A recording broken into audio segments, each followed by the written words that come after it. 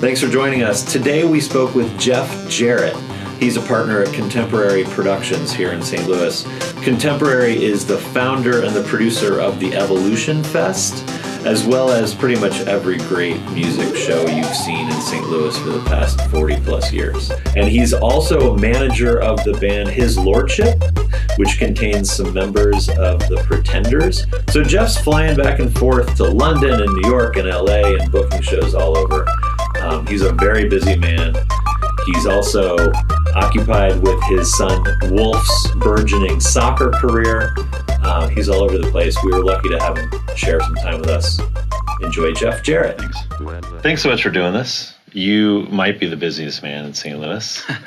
Certainly the busiest man in my circle. I was thinking about the experience of meeting you and how interesting and sort of came creepy to my it door, was. Right? I just showed up at your door, knocked on your door.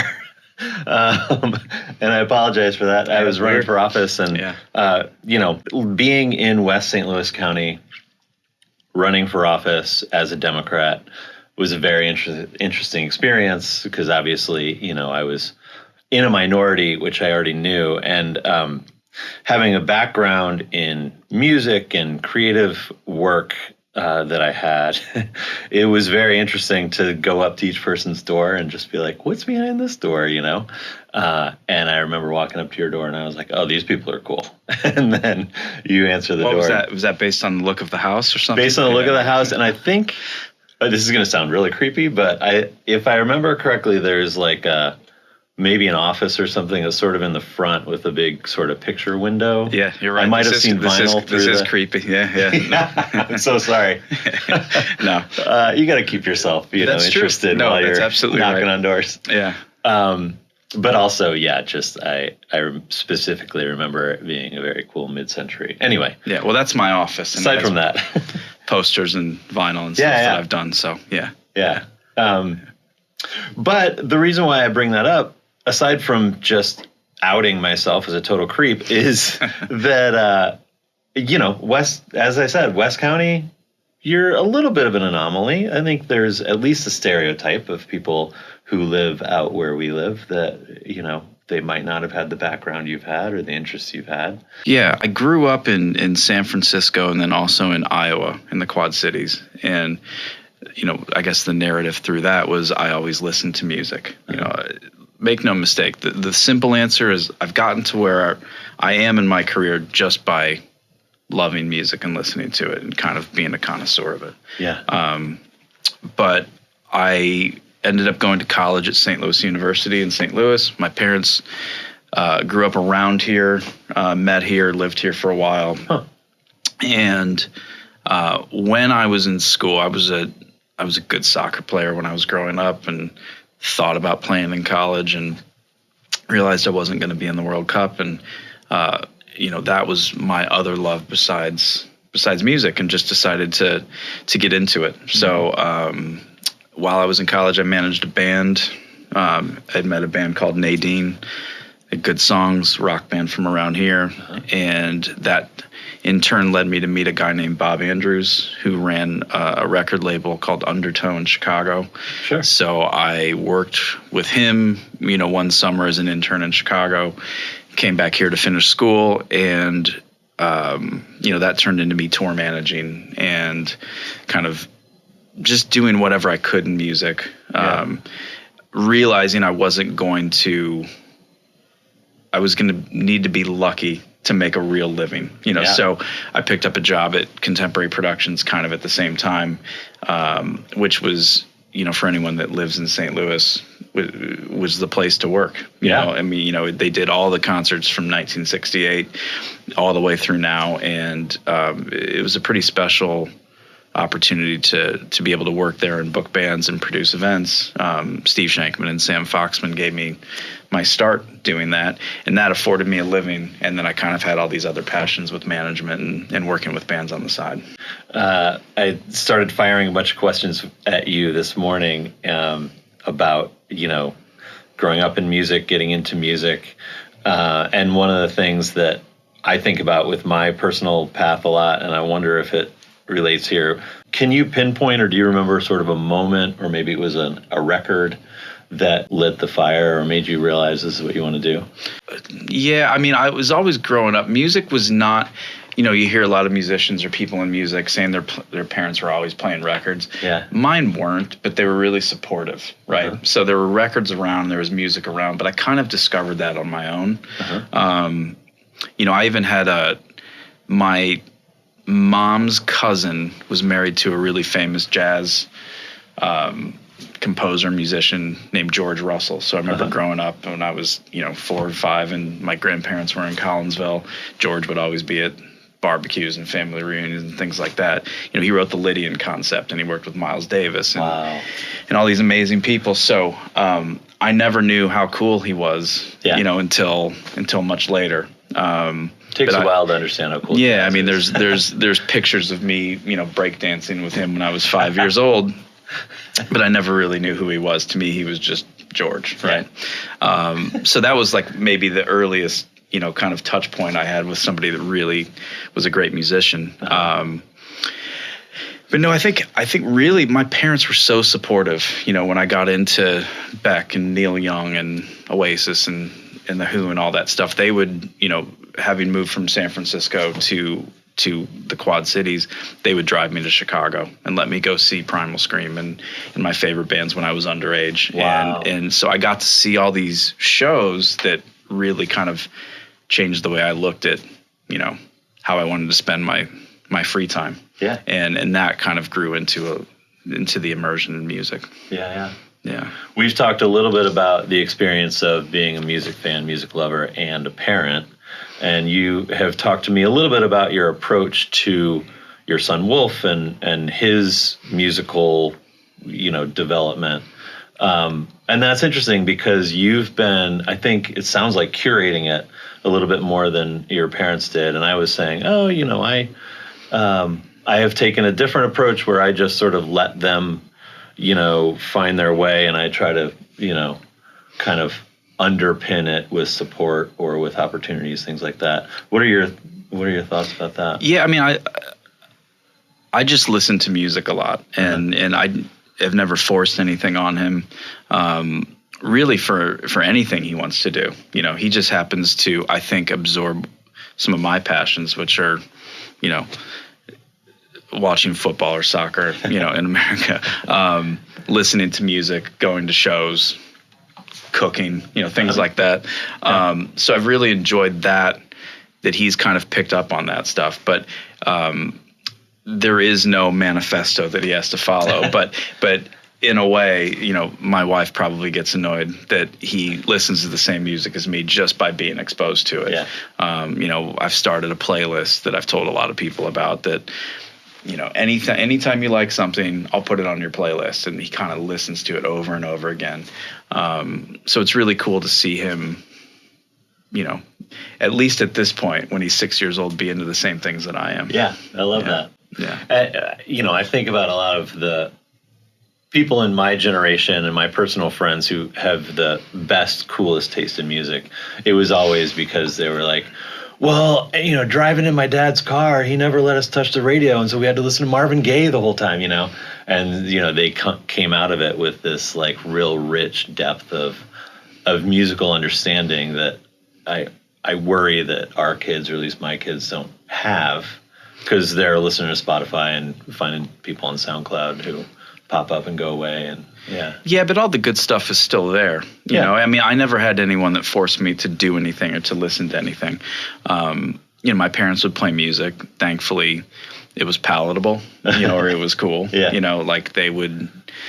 I remember it was like Shell gas station used to have a cassette tape. Oh yeah. That was called Cruising Classics. Yeah. And that was always, I was like, oh shit, my dad's going to put this on. But it was full of great stuff. It was full of the Ronettes and CCR and Elvis Presley and stuff like that. And I maybe didn't think it was the greatest thing at the time, but it was like, I liked the melodies and I liked the songs. And then, now I probably listen to that stuff more than I do anything else. Yeah. I would put on Michael Jackson and things like that, which, in hindsight are great. Yeah. And so I kind of just discovered my own, path. I mean, I remember listening to Tom Petty when I was 7 or 8 years old, and I like that. And I just got lucky that somehow I always had good taste, you know, and I was able to kind of avoid the stuff the novelty stuff. And really, if I look back historically, I'm pretty proud of all the things that I've listened to. They still stand up as something. You don't have any cringy things in the collection?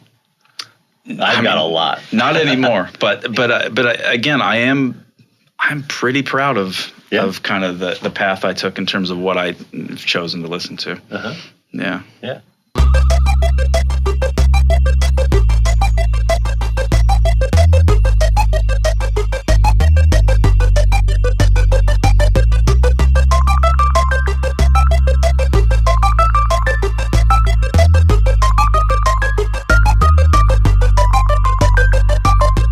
You are one of those people, I think, just based on what you've told me about the roles you've had and the things that you've done in the music industry. There are a few different fields, but music is one, and maybe the biggest, where it's probably 80-20, maybe it's less, of crazy right brain people, and then they need somebody who's going to like hold it down and make sure that people get to the gig on time and stuff like that, you know?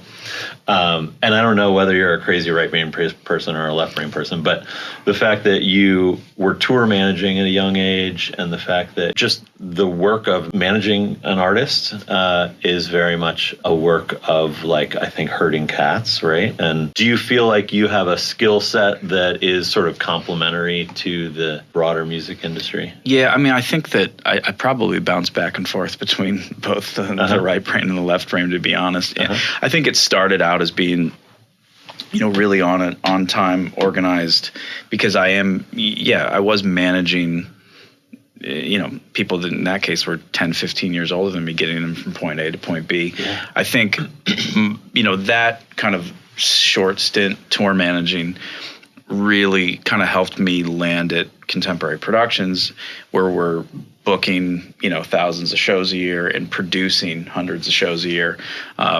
You know, that kind of took on a whole life of its own, and that's how I, you know, make my living. And you know, what I'm best known for is working at Contemporary and booking shows and producing events.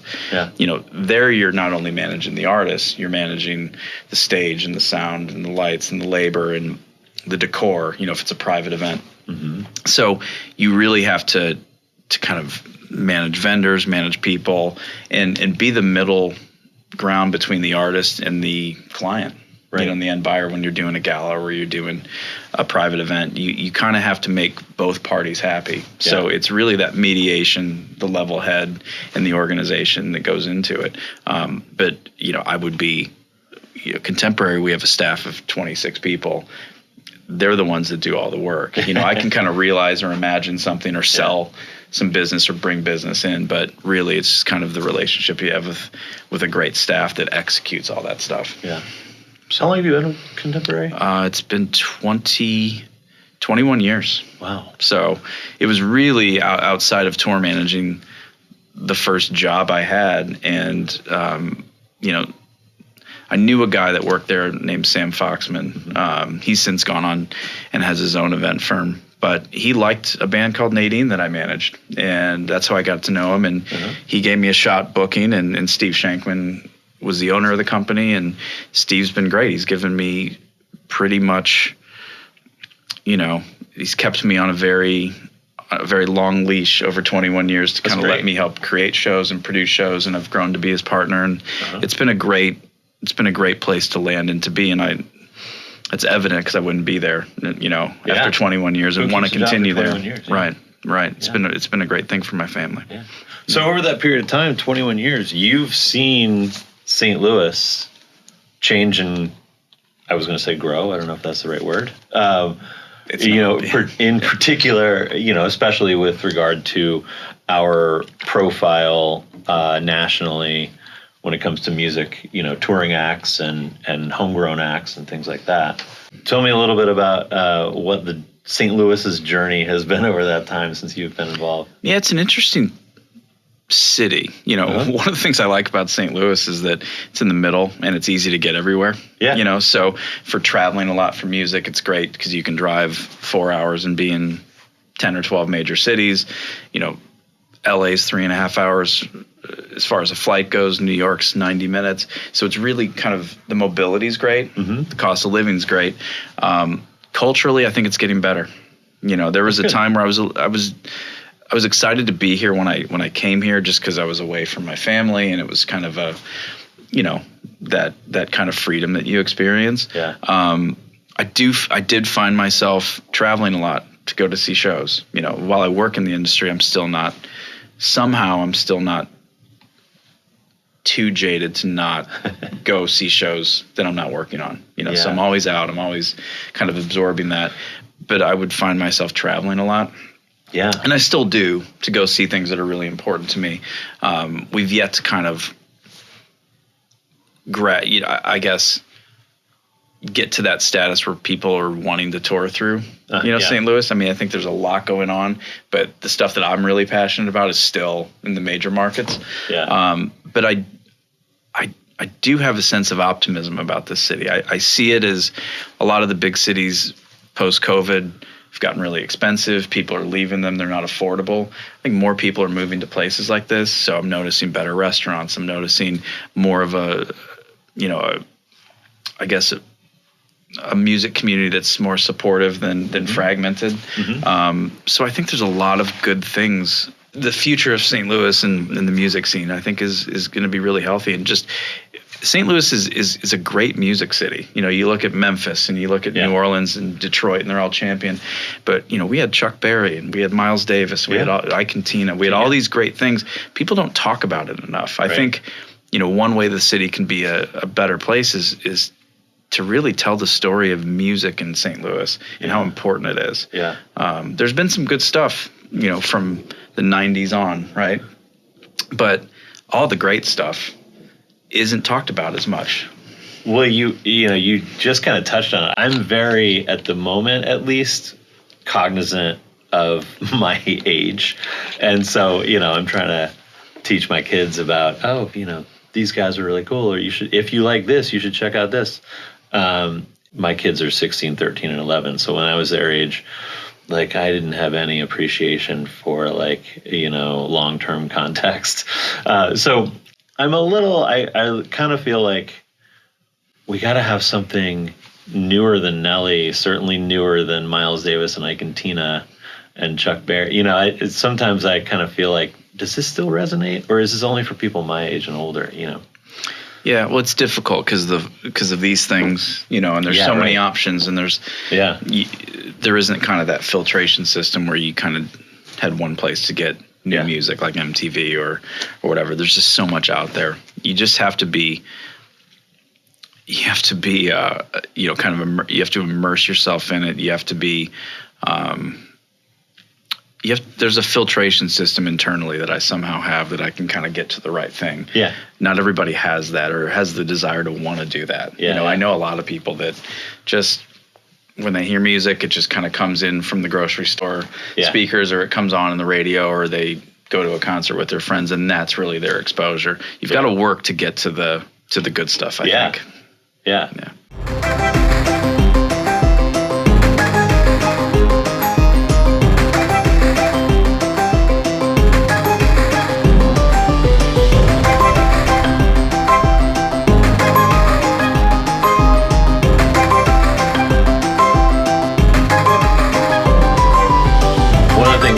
I'm stuck on the parenting thing. One of the things that I've liked to do with my kids as they first started kind of developing their own musical taste was like, and I'm sure this was annoying to them, but I would always be asking them what they liked about it and why they liked the thing that they liked about it, so that then you could connect it back to, a broader sort of like either musical and artistic movement or just other bands that they might be interested in. Well, my son's 6, so I'm not going to ask him those questions just yet. I'd be kind of a buzzkill if I did that. I just want him to to kind of do his thing. Totally. I think as a parent, you want to make sure your kid doesn't get too close to the edge, and if he does, you kind of pull him back. But really, it's up to him what he wants to do. But I could talk about parenting I mean, my favorite thing is my son. So, and everything else, the music and my career is secondary to that. So, I was wondering about that, whether that's shifted a little bit since he was born, like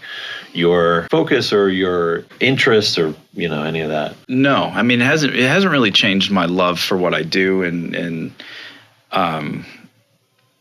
my wife would probably say that I need to spend more time, with the family. But, I've tried to kind of approach this as I want to bring him along for everything that she and I are doing or that I'm doing.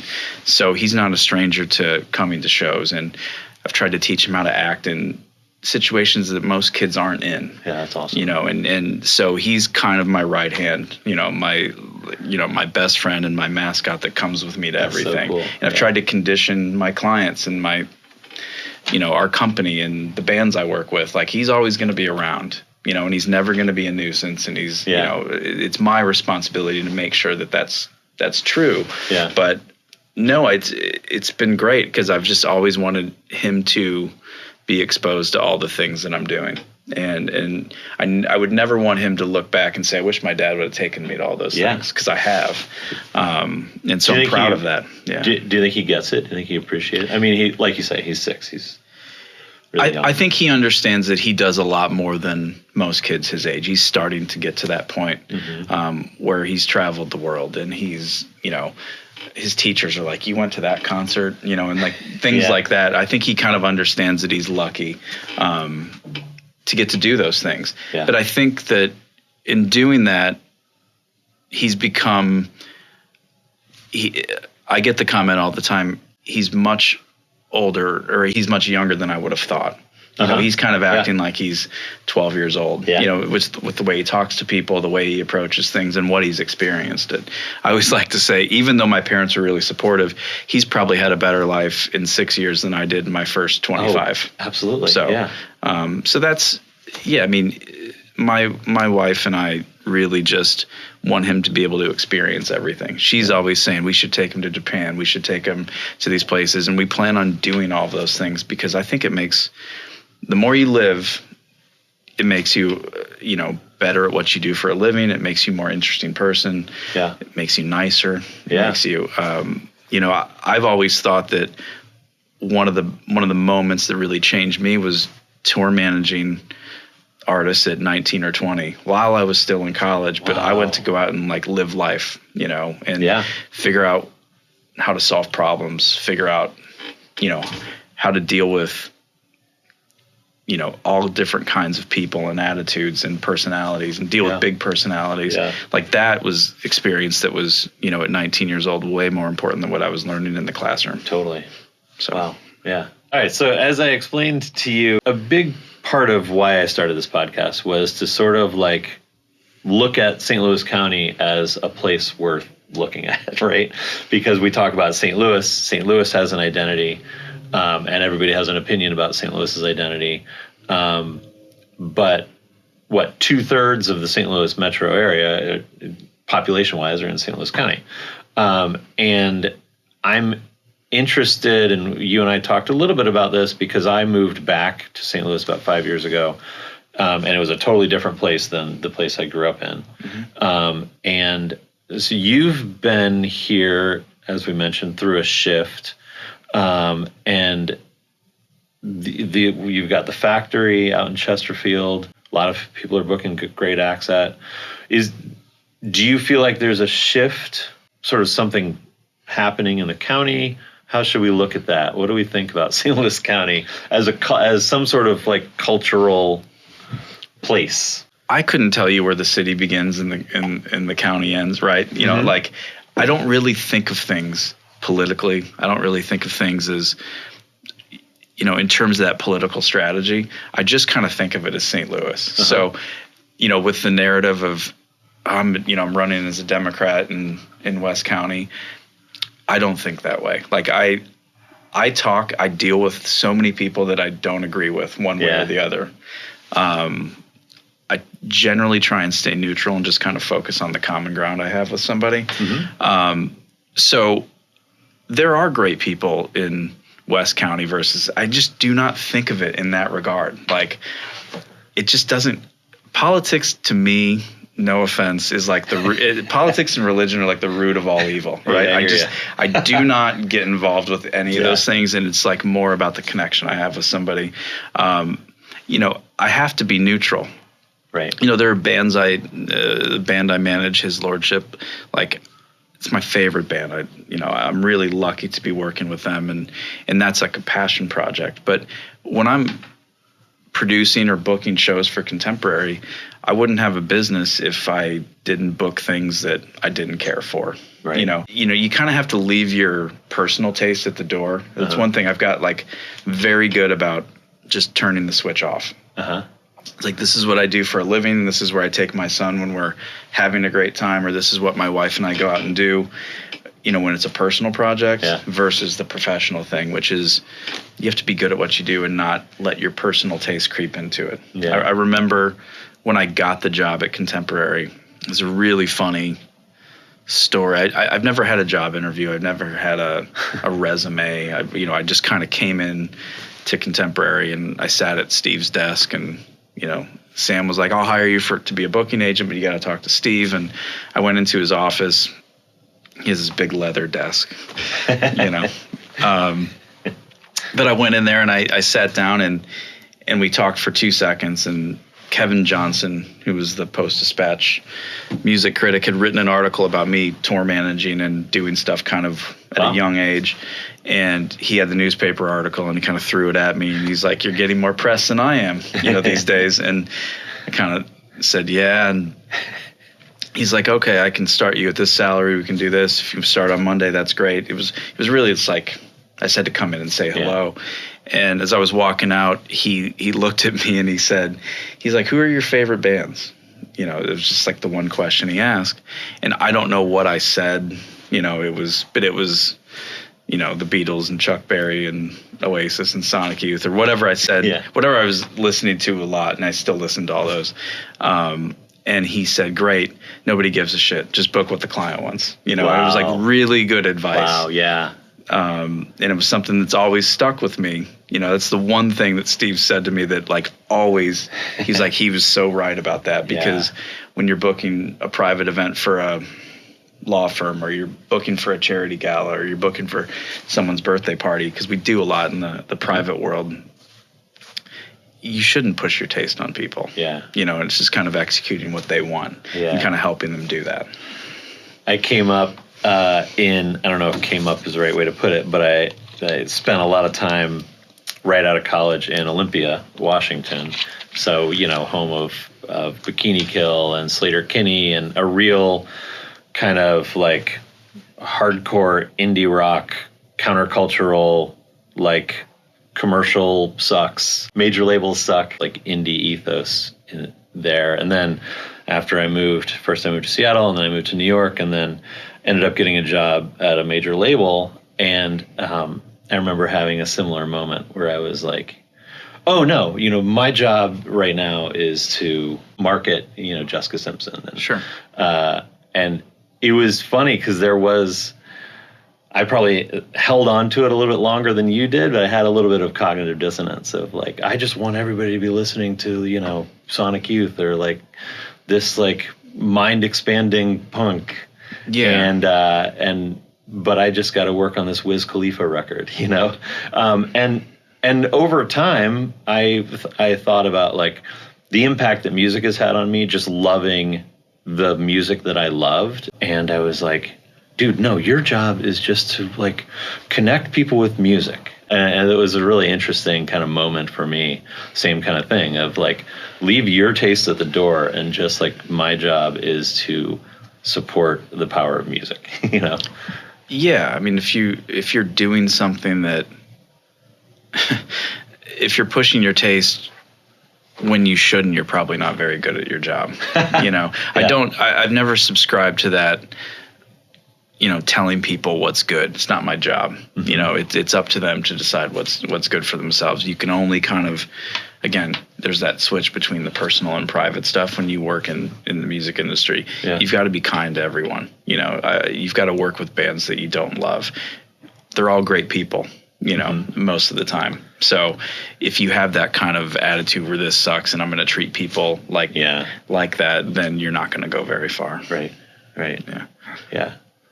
I also, I gave you my books. That was something that was interesting for me too, was like, I wrote these dumb little children's books and I was like so ridiculously proud of myself. I felt like I'd accomplished something. And I think about that all the time now, with just like writing a book, recording a record is like an accomplishment, and the people who do it, who like take the time and make the commitment to like write these songs and record these songs, and in many cases are investing, their own time and money to get it out there in the world. I feel like they deserve that. They deserve a little bit of respect and a little bit of appreciation. It's nice. I'm not really precious about giving myself a pat on the back for producing a show, or or if I had written a book or made a record or whatever. It's like, just do it. The best things happen when you just do something, and then hopefully success or notoriety or appreciation comes out of that from other people. But if you sit around thinking too much about things, you're never really going to do it. I mean, we talked about. I know you went to the show. The St. Louis Symphony has been nice enough to give me some free reign to kind of create some shows for them. And just one night, knowing DMC from Run DMC and knowing the Sugar Hill Gang pretty well, I just thought this would be a cool symphony show. And so I just called them up, kind of figured out what the budget was, and the symphony was supportive to underwrite it and bring it to life. And that just played last week, and it went really well. And we've got some other offers that we're going to take it around the country. But had I thought about it and tried to fine tune it too much, probably wouldn't have been as good. It was like, let's just put these two artists on there. In fact, we had a third, and just budget wise, I cut one of them off. We decided that collectively, and neither one of them had performed with the symphony. Had I thought, well, how's this going to work, or thought too much about it, they just said, yeah, we're up for it. Wrote the charts, got the band, did 2 rehearsals, and the show went off. Again, we didn't think about it too much. It was just, let's just go for it. And we're trying to do some of those things. That's how the best things happen, I think. Yeah. But you do deserve a pat on the back. That was an amazing show. And as we talked about, DMC and the Sugar Hill Gang, both on stage and in interviews that I've seen since, it was an amazing experience for them. They kept talking about how much they enjoyed and were kind of blown away by performing with an orchestra. And I didn't realize that was a one-off event. That was it's the first time it ever happened. Yeah. So it was a really great show. As you get older, those are the kind of things that give me professional fulfillment. I'm working with things I like personally, but then kind of breathing new life into it, or looking at things a different way. Because when you manage a band or you produce shows, there's really nothing selfish about it. You're trying to do something that makes you happy, right? Mm-hmm. Like, I want, His Lordship to do all these things they want to do, and they're looking to me to kind of try and make those things happen. Just like when you produce an event, you've got, an artist that wants to work, whether it's a speaker, or a musician, or a comedian, and then you've got a client that has a vision for an event, or they're looking to me to say, how should we handle this? So if you can kind of create something out of thin air, make it happen, figure out, the money's the hardest thing, but figure out the money and the place and the time and get the people there. I don't care what kind of a show it is. When you are looking at a sold out arena, or you're looking at a guest lecture for 300 people, and you see people going to that and saying that was amazing, or that, that was my favorite concert, or that person changed my life, to be the person that kind of orchestrates that, it's very rewarding. Yeah.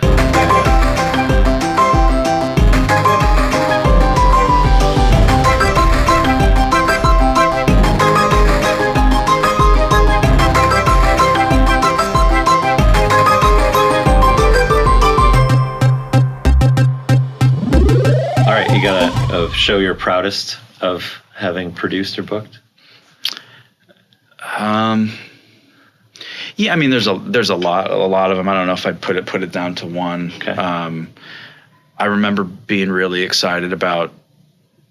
I mentioned Sonic Youth earlier, having them play at the Overlook stage under the arch, just because of the atmosphere was really cool. Uh-huh. And I remember the band came back and said that was one of their favorite shows they ever played.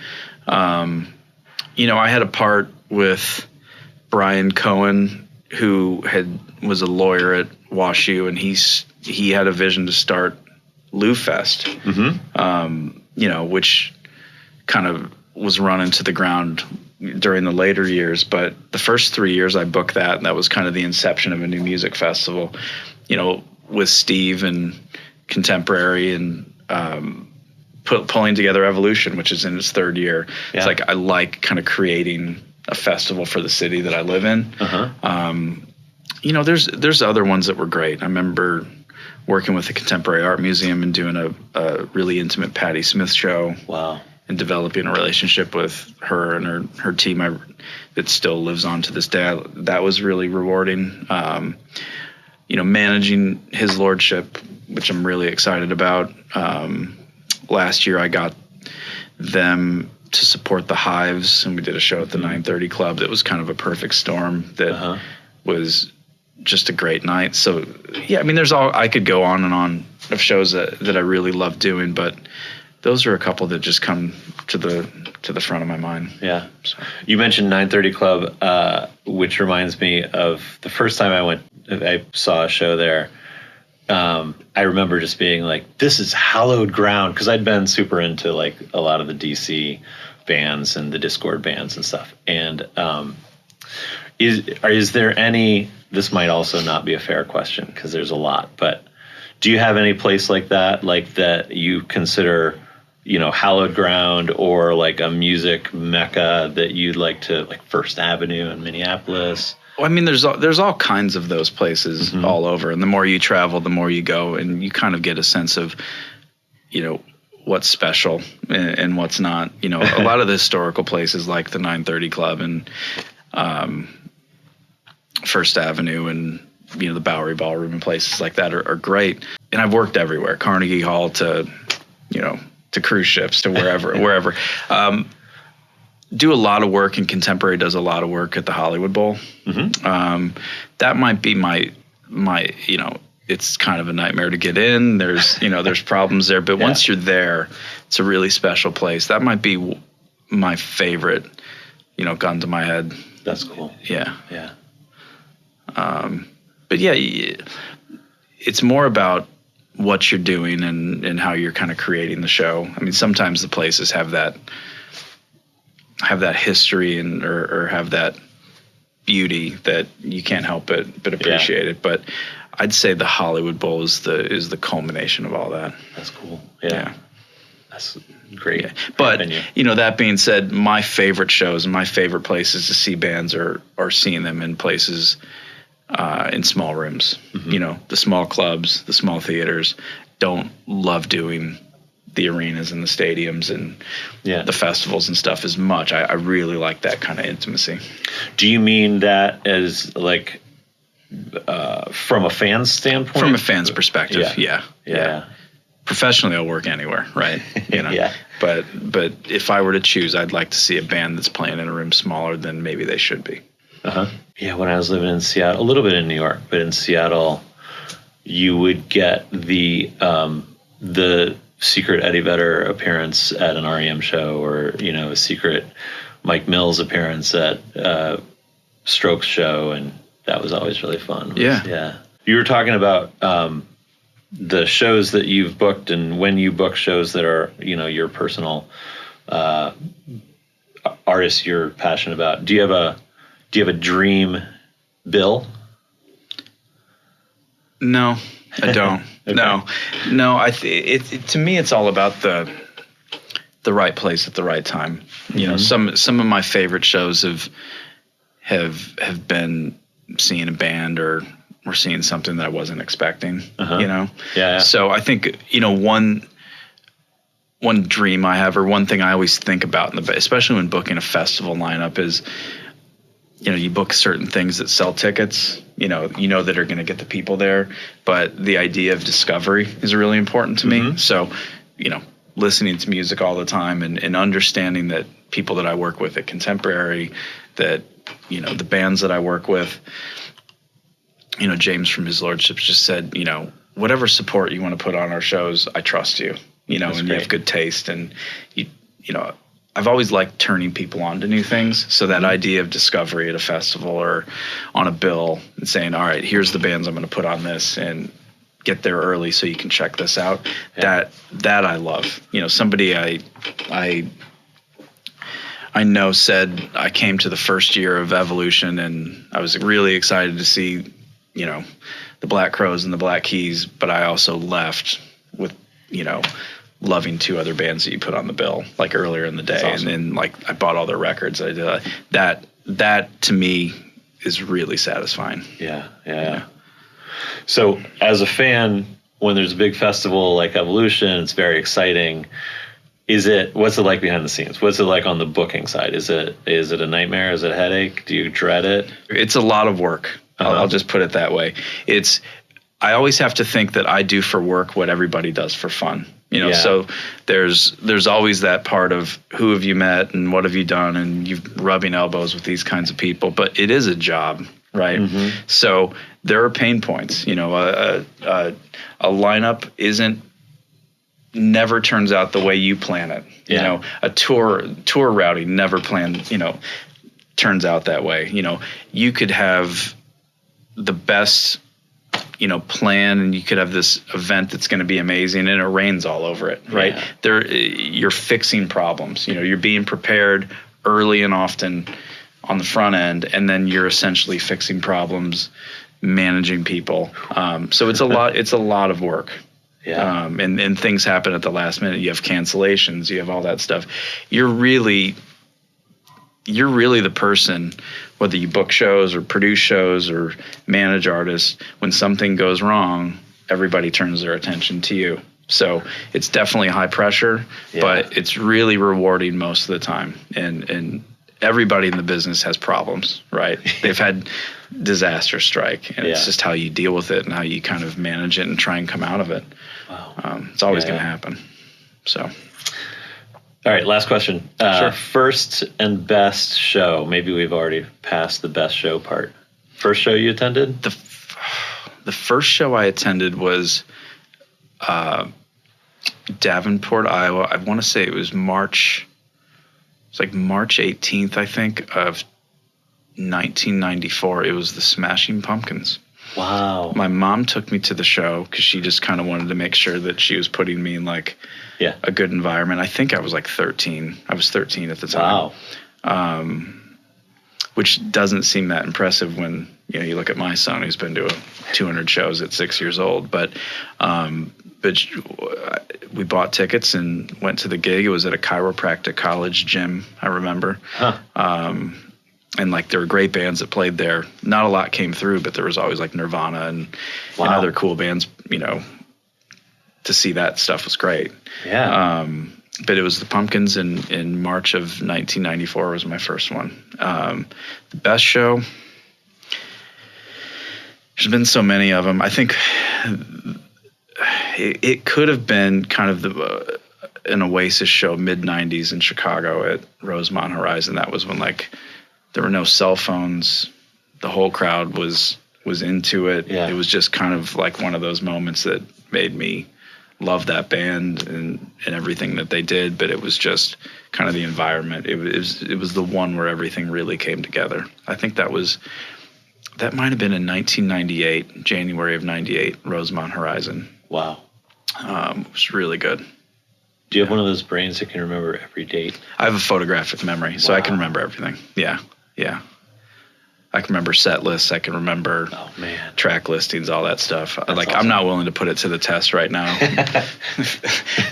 No, I'm going to test you. I got a lot on my mind, but yeah, I do awesome. Kind of remember a lot of stuff without having to write it down. Mm-hmm. So, yeah. Jealous. Yeah. Thanks for taking the time. This is awesome. It was fun talking about music. Yeah. Yeah. Thanks for having me. I feel like it took a lot of your time. I could also talk for 3 more hours. Anytime. Yeah. Picking your brain. Yeah, anytime. Thank you. Yeah. Appreciate it.